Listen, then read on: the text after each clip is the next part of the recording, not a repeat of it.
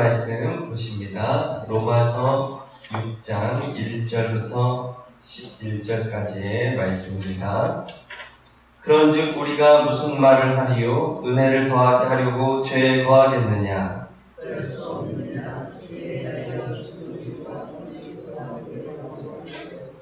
무릇 그리스도 예수와 합하여 세례를 받은 우리는 그의 죽으심과 합하여 세례를 받은 줄을 알지 못하느냐?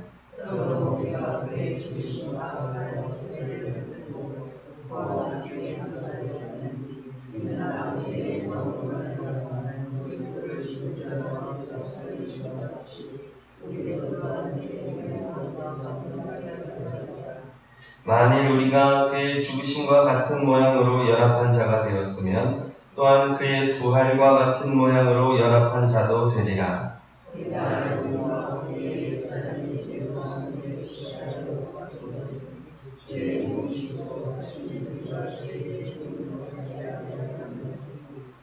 이는 죽은 자가 죄에서 벗어나 의롭다 하심을 얻었습니다.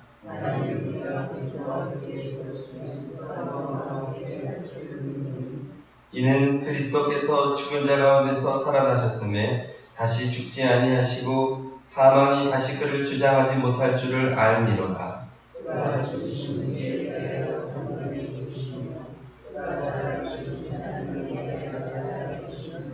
다 함께요. 이와 같이 너희도 너희 자신을 죄에 대하여는 죽은 자요 그리스도 예수 안에서 하나님께 대하여는 살아있는 자로 여길지어다.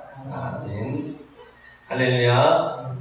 하나님께서 이 새벽에도 우리에게 말씀을 주심을 믿습니다. 사도 바울은 로마서 5장까지 믿음으로 구원을 얻는다 라고 하는 이신득의의 복음을 선포합니다. 사람의 행위가 아니라 오직 하나님의 은혜로 구원 얻음을 믿습니다. 아멘. 그리고 오늘 6장부터 8장까지는 믿음으로 구원을 얻은 우리 성도들이 어떻게 거룩한 성도로 날마다 성숙해져 갈 수 있을지에 대하여 말씀하고 있습니다. 바로 성화에 대한 말씀입니다. 우리 성도는 반드시 하나님의 거룩한 백성으로 날마다 이 거룩의 길, 성화의 과정을 걸어가야 됩니다.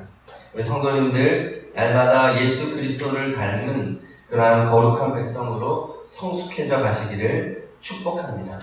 이 성화의 과정은 선택이 아닙니다.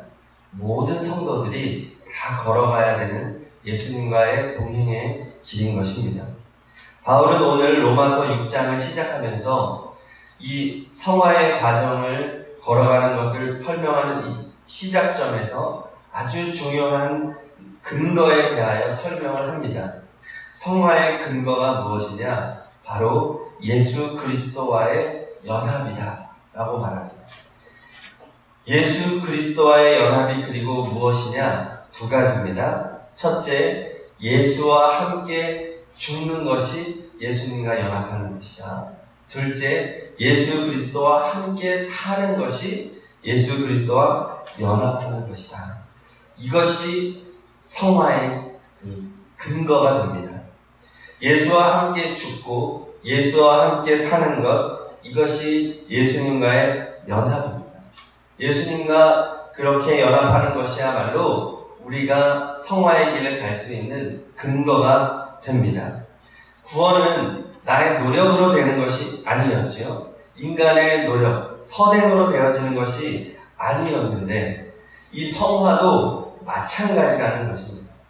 성화도 예수 그리스도와의 연합으로 이루어지는 것을 믿으시기 바랍니다. 예수와 함께 사는 것, 예수와 함께 죽고 사는 이 연합으로 인하여 성화는 이루어진다. 이것이 사도 바울이 말하는 아주 중요한 성화의 근거가 되는 것입니다.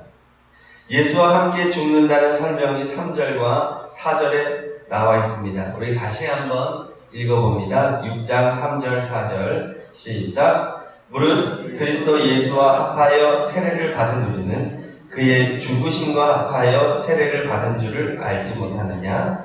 그러므로 우리가 그의 죽으심과 합하여 세례를 받음으로 그와 함께 장사되었나니. 아멘. 여기까지요. 6절도 앞부분이 있습니다. 시작. 우리가 알거니와 우리의 옛 사람이 예수와 함께 십자가에 못 박힌 것은. 아멘. 여기까지요. 예수님과 연합한 우리는 예수께서 십자가에서 죽으실 때 같이 죽었다는 거죠. 또 예수와 함께 산다는 설명은 5절, 8절에 있습니다. 5절 읽습니다. 5절 시작. 만일 우리가 그의 죽으심과 같은 모양으로 연합한 자가 되었으면 또한 그의 부활과 같은 모양으로 연합한 자도 되리라. 아멘. 8절이요. 만일 우리가 그리스도와 함께 죽었으면 또한 그와 함께 살 줄을 믿노니. 아멘. 예수와 연합한 우리는 예수께서 부활하실 때 같이 부활했다라는 것입니다. 우리의 사실 실질적인 부활은 아직 이루어지지 않았지만 믿음으로 예수께서 부활하셨을 때 같이 부활했다라는 것입니다. 자, 그러므로 예수님과 죽고 예수와 함께 사는 삶을 11절에서 하나로 모아서 설명합니다. 11절 시작. 이와 같이 너희도 너희 자신을 죄에 대하여는 죽은 자요 그리스도 예수 안에서 하나님께 대하여는 살아있는 자로 여길지어다. 아멘. 예수와 죽고 예수와 함께 사는 삶은 무엇이냐? 죄에 대하여 죽은 자임을 고백하고 살아가라. 또한 하나님께 대하여는 살아있는 자로 여기며 살아가라. 이것입니다. 첫째, 죄에 대하여 죽은 자로 여기라고 하십니다. 예수님과 연합하기 전에는 우리는 세상 풍속을 좇고 사탄을 따르며 살았습니다. 욕심을 따라 살았습니다. 육체와 마음이 원하는 대로 살았습니다. 그러나 그러한 옛 사람은 예수님과 함께 십자가에서 죽었다, 이미 죽었다, 장사 지냈다라고 고백하며 살아가는 것입니다. 특별히 세례를 받았을 때 이러한 일이 영적으로 일어났다는 것을 말하여 줍니다. 3절 읽습니다. 3절 시작. 무릇 그리스도 예수와 합하여 세례를 받은 우리는 그의 죽으심과 합하여 세례를 받은 줄을 알지 못하느냐? 아멘. 세례가 굉장히 중요합니다. 비록 우리가 예수님의 십자가 그 현장에 있지는 않았지만 세례에 참여할 때 예수님의 그 십자가 현장에 함께 참여하는 것이다 라는 것입니다. 세례는 모든 성도님들 앞에서 모든 성도님들이 증인이 되어서 예수 그리스도의 십자가 앞으로 나아가는 것입니다. 목회자를 통해서 물로 세례를 베풀 때 그 물은 예수 그리스도의 십자가 보혈을 상징하는 것이죠. 나의 모든 죄를 다 씻어주시는 십자가 예수 그리스도의 그 보배로운 피를 믿으며 세례를 받을 때 그 십자가 현장에서 우리는 예수와 함께 죽은 것입니다. 그래서 세례는 꼭 받아야 되는 것입니다. 세례는 얼마나 중요한 이 성례가 되는지 모릅니다.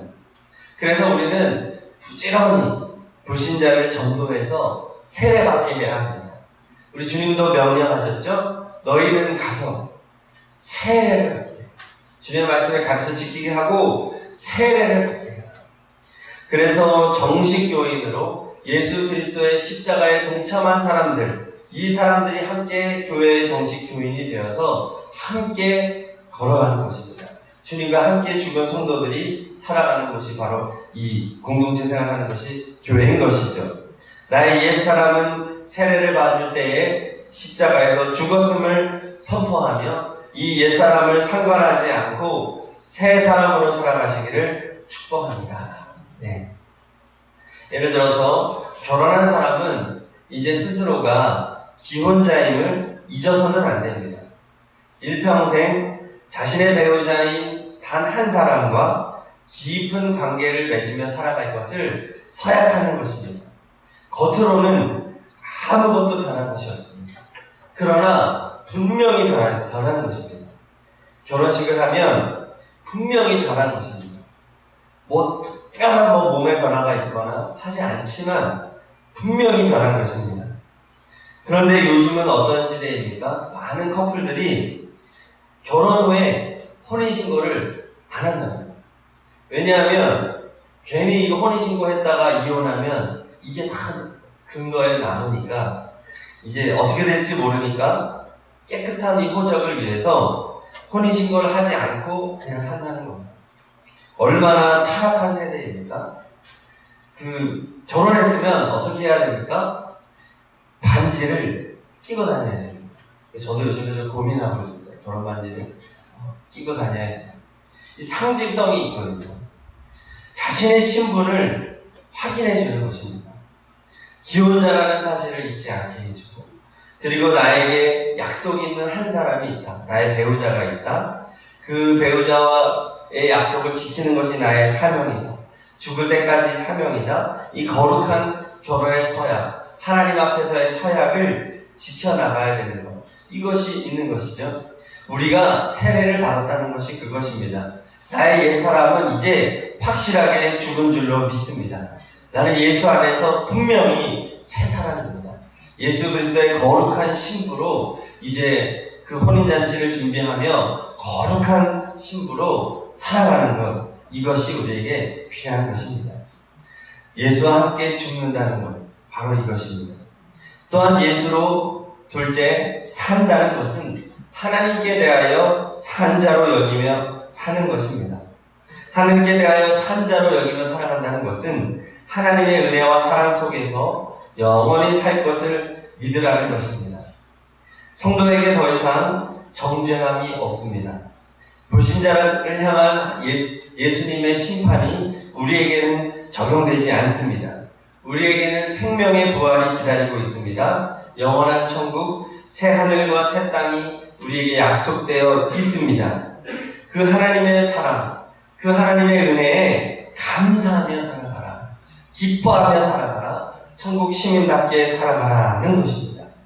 그러므로 하나님에 대하여 산자로 여기는 사람은 하나님의 백성으로서 늘 감사하고 늘 기뻐하고 늘 하나님의 말씀을 청종하고 늘 기도로 살아가는 순종의 삶을 살아가야 되는 줄로 믿습니다. 순종입니다. 산다는 것, 하나님께 대하여 산다는 것, 예수와 함께 산다는 것은 순종의 삶을 말하여 주는 것입니다. 자, 이러한 순종이 우리의 삶에 분명하고 선명하게 나타나기를 소망합니다. 우리가 결혼을 했다면 이제 어떻게 해야 됩니까? 이제 시작입니다. 배우자를 향한 헌신이 이제 구체적으로 드러나야 합니다. 결혼을 하면 이제 더욱 본격적으로 배우자를 소중히 여기는 삶을 시작해야 합니다. 배우자를 더 배려해주고 배우자의 기쁨이 되고 배우자가 원하는 것이 무엇인지 배우자의 생각이 무엇인지 더 그렇게 조심하며 살아가야 합니다. 그런데 요즘의 문제가 무엇입니까? 결혼하면 내 건 줄 압니다. 결혼하면 이제 내 소유가 됐다고 생각하면서 이제 놔버립니다. 그러면서 편하게 대합니다. 그러니까 문제가 시작되는 것이죠. 오히려 결혼한 이후에 나에게 자신의 인생을 맡긴 배우자를 더 소중히 여기고 아껴주면서 내 의견을 포기하고 상대방의 의견을 맞추고 육체적으로, 정신적으로, 영적으로 상대방을 위해서 헌신하고 순종하고 필요를 채워주는 삶을 시작할 때 비로소 온전한 결혼 생활이 시작되어지는 것입니다. 이 마음이 있을 때 비로소 행복한 결혼 생활이 제대로 시작될 수 있는 것이죠. 이제 아이 낳고 또 살아간다는 것이 또 함께 모든 것을 서로를 맞추면서 살아간다는 것이 이게 보통 어려운 일이 아니지 않습니까? 저도 길지는 않지만 7년 정도 결혼 생활을 해보니까 이게 장난이 아닌 것 같습니다. 이 배우자에게 맞춰준다고 하는 것은 정말 장난이 아닌 것 같습니다. 그런데 기대가 커지면 실망도 커지고 저 사람이 나에게 왜 이렇게 안 해주나? 우리 엄마는 이렇게 아버지한테 잘하면서 자식들 잘 키우며 살아가는데 이런 식으로 비교하고 하다 보면 자꾸 더 안 좋은 방향으로 갑니다. 그러나 어떻게 하면 아내를 행복하게 해주고, 어떻게 하면 아내의 필요를 채워주고, 이러한 방향으로 맞춰주고, 나를 위해서 인생을 맡긴 이 사람이 참 감사하다, 귀하다, 이렇게 생각하고 살아가면 비로소 길이 열리는 것을 발견하게 됩니다.